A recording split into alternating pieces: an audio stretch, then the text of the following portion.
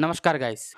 तो 2022 में रणबीर कपूर, आलिया भट्ट, अमिताभ बच्चन, नागार्जुना इनके द्वारा एक्टिंग किया हुआ और डायरेक्टर अयान मुखर्जी के द्वारा डायरेक्ट किया हुआ एक बहुत ही बिग बजट मूवी मार्केट में आया था जिसका नाम था ब्रह्मास्त्र, जिसका बजट तकरीबन 410 करोड़ रुपए मूवी के मेकर्स के द्वारा बताया गया था। और इस मूवी का बहुत ही जोरों शोरों से प्रमोशन किया गया था, नॉर्थ साउथ सब जगह पे। और इस मूवी को बनाने में तकरीबन 10 साल लगे थे। यह बात खुद मूवी के डायरेक्टर अयान मुखर्जी ने अपने मुंह से कन्फेस किया था एक वीडियो में। और ये मूवी तकरीबन 90% वीएफएक्स ओरिएंटेड मूवी था।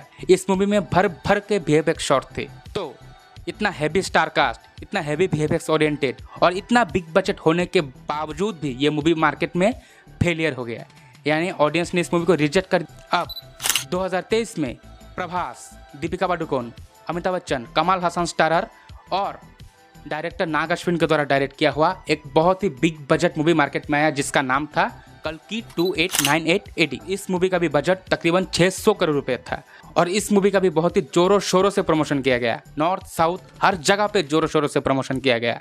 बट इस मूवी को ऑडियंस ने एक्सेप्ट कर लिया और इस मूवी ने रिकॉर्ड ब्रेकिंग कलेक्शन कर दिया और बॉक्स ऑफिस पे ब्लॉकबस्टर हो गया। अब सवाल ये आता है कि दोनों ही मूवी का बजट बहुत ही बड़ा था, यानी दोनों ही बिग बजट मूवी थे और दोनों ही मूवी में नॉर्थ साउथ हर जगह से भर भर के एक्ट्रेस लिया गया था और मल्टीपल कैमियोज भी थे और दोनों ही मूवी का बहुत ही जोरों शोरों से प्रमोशन किया गया था। लेकिन एक मूवी को ऑडियंस ने एक्सेप्ट कर लिया और दूसरी मूवी को ऑडियंस ने रिजेक्ट कर दिया। लेकिन इसका कारण क्या है, तो आज हम और आप मिलके इन्हीं बातों को बहुत ही गहराई से ढूंढने की कोशिश करेंगे। तो आओ यार, एक एक करके शुरू करते हैं। अब आ जाते हैं पहले रीजन पे। किसी भी मूवी के हिट या फ्लॉप होने का मेजॉरिटी क्रेडिट जाता है फिल्म के डायरेक्टर, और फिल्म का डायरेक्टर एक मूवी का बैकबोन भी होता है। कल की मूवी के डायरेक्टर का नाम है नाग अश्विन और ब्रह्मास्त्र के मूवी के डायरेक्टर का नाम है अयान मुखर्जी। दोनों ही डायरेक्टर के बीच एक बहुत बड़ा सिमिलरिटीज है। दोनों ही डायरेक्टर ने अपनी directing career small budget movie से स्टार्ट किया था और इतने दिनों तक स्मॉल बजट मूवीज ही करते आ रहे थे। लेकिन ये दोनों ही मूवीज इन दोनों डायरेक्टर्स के लिए एक बहुत बड़ा अपॉर्चुनिटी था और इनके करियर का सबसे बड़ा और सबसे बिग बजट मूवीज था। बट यहाँ पे बात आ जाता है कन्विक्शन का, डायरेक्टर के विजन का, डायरेक्टर के द्वारा बनाया गया वर्ल्ड बिल्डिंग और डायरेक्टर कितना कन्विंसिंगली मूवीज के कैरेक्टर के साथ, मूवीज के स्टोरीज के साथ ऑडियंस को रिलेट करवा पाते हैं। यही सब खासियत होता है एक डायरेक्टर का। बस यही पे डायरेक्टर नाग अश्विन डायरेक्टर अयान मुखर्जी को डायरेक्टिंग के मामले में बीट कर दिया। आप जब दोनों मूवीज को देखना स्टार्ट करोगे ना, तो धीरे धीरे आप लोगों को पता चल जाएगा कि किस मूवी के डायरेक्टर का विजन स्टार्टिंग से लेके एंड तक बिल्कुल क्लियर था और किस मूवी के डायरेक्टर का विजन स्टार्टिंग से ही क्लियर नहीं था। एग्जाम्पल के तौर पे आप लोगों को बता दूं कि कल्कि 2898 AD का पार्ट 1 और पार्ट 2 डायरेक्टर नाग अश्विन ने एक साथ शूट कर लिया था। कल्कि 2898 AD का तकरीबन 60% शूट हो चुका है। अब सोचिए डायरेक्टर का विजन कितना क्लियर होना चाहिए एक ऐसा कदम उठाने के लिए। दूसरी तरफ ब्रह्मास्त्र जो मूवी है ना, उसका नाम पहले ब्रह्मास्त्र था ही नहीं। पहले इस मूवी का नाम रखा गया था ड्रैगन। बाद में ट्रेन को देखते हुए और थोड़ा सा वर्ल्ड सिनेमा से इंस्पायर्ड होके डायरेक्टर अयान मुखर्जी ने एक अलग ही यूनिवर्स इस मूवी में घुसा दिया, जिस यूनिवर्स का नाम रखा गया था अस्त्रावर्स। अब आ जाते हैं सेकंड फैक्टर पे, यानी कि मार्केटिंग। तो स्टार्टिंग से ही ब्रह्मास्त्र के मेकर्स ने इस मूवी को एक सुपर हीरो साई-फाई मूवी की तरह मार्केटिंग किया जा रहा था और इस मूवी के मेकर्स ऑडियंस को अस्त्रों की एक नई दुनिया यानी कि अस्त्रावर्स से इंट्रोड्यूस करवाने वाले थे और ऑडियंस को अस्त्रों के बारे में बहुत डिटेलिंग से कुछ दिखाने वाले ऐसा मूवी के मेकर्स के द्वारा वादा किया जा रहा था। लेकिन जब आप मूवी देखना स्टार्ट करोगे तब आपको पता चलेगा कि इस मूवी में मुश्किल से मुश्किल 5 या 10 मिनट ही अस्त्रों के बारे में दिखाया गया है। वो भी कोई डिटेलिंग नहीं, कुछ नहीं, मतलब सरफेस लेवल से ऊपर ऊपर से दिखाया गया है और बाकी पूरा मूवी एक निब्बा निब्बी का लव स्टोरी था। यहीं पे ये मूवी फेल हो जाता है ऑडियंस के नज़रों में और ऑडियंस उसी वक्त इस मूवी को रिजेक्ट कर देता है। दूसरी तरफ कल्कि 2898 AD ब्रह्मास्त्र से बिल्कुल ही ऑपोजिट है। इस मूवी के मेकर स्टार्टिंग से ही इस मूवी को एक साइंस फिक्शन और हमारे हिंदू हिस्ट्री से इंस्पायर्ड होकर बनाया गया एक मिक्स्ड कंटेंट की तरह मार्केटिंग कर रहे थे और इस मूवी के मेकर्स ने अपने वादों को निभाया और ऑडियंस को उन्हीं सब चीज़ें प्रोवाइड किया जो वो लोग टीजर या फिर ट्रेलर से एक्सपेक्ट करके गए थे मूवी देखने के लिए। यहीं पे ये मूवी ऑडियंस का दिल जीत लेता है। अब आ जाते हैं तीसरी और सबसे इंपॉर्टेंट फैक्टर पे, यानी कि स्टोरी और परफॉर्मेंस पे। देखो, दोनों ही मूवीज में कुछ ना कुछ कमियां थी, लेकिन किस मूवी में कम और किस मूवी में ज्यादा ये कौन डिसाइड करेगा? ऑडियंस। और ऑडियंस ही सब कुछ होता है, ठीक है। देखो, कल्कि 2898 AD में सबसे वीकेस्ट पार्ट जो था वो था प्रभास के द्वारा किया हुआ क्रिंज और अननेसेसरी कॉमेडी।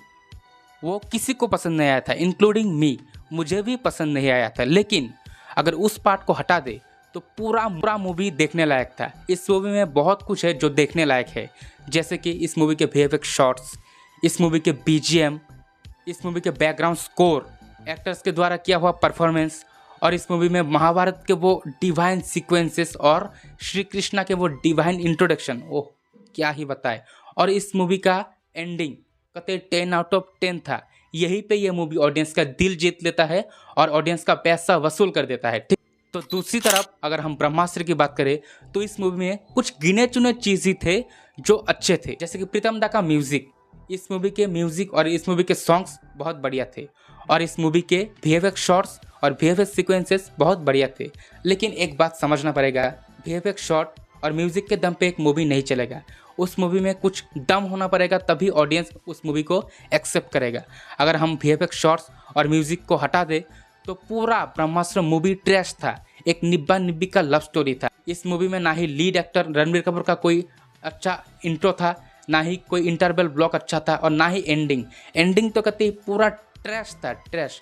ऑडियंस को कहते डिसअपॉइंट कर दिया।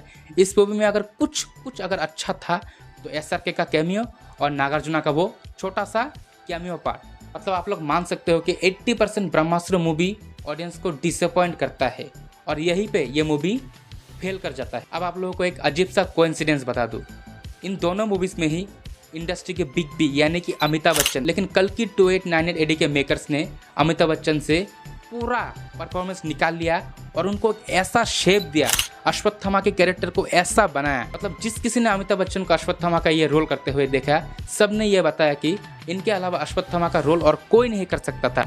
दूसरी तरफ ब्रह्मास्त्र मूवी में भी बिग बी यानी कि अमिताभ बच्चन थे, लेकिन अमित जी को इस मूवी में बिल्कुल भी स्क्रीन टाइम नहीं दिया गया, बहुत ही कम स्क्रीन टाइम दिया गया, और उनसे परफॉर्मेंस भी नहीं निकाल पाए। ब्रह्मास्त्र के मेकर्स के पास इस जनरेशन के सबसे वर्सेटाइल एक्टर रणबीर कपूर होने के बावजूद भी उन्हें रणबीर कपूर से परफॉर्मेंस नहीं निकाल पाए।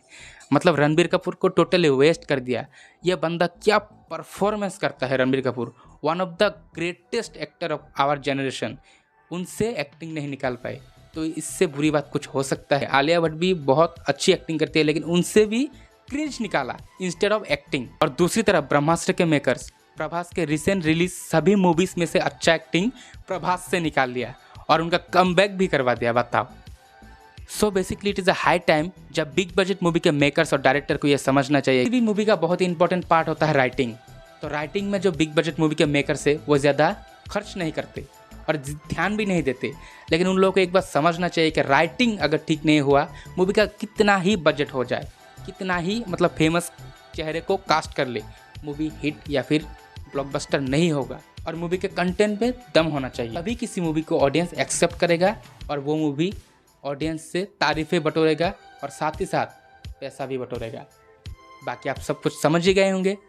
तो अगर आप लोगों को ये पूरा वीडियो पसंद आया तो एक लाइक कर दो, और आप लोगों को इसी तरह के ब्रेकडाउन्स और मूवी रिलेटेड वीडियोस और म्यूज़िक रिलेटेड वीडियोस देखना है तो मेरे चैनल को सब्सक्राइब कर दो।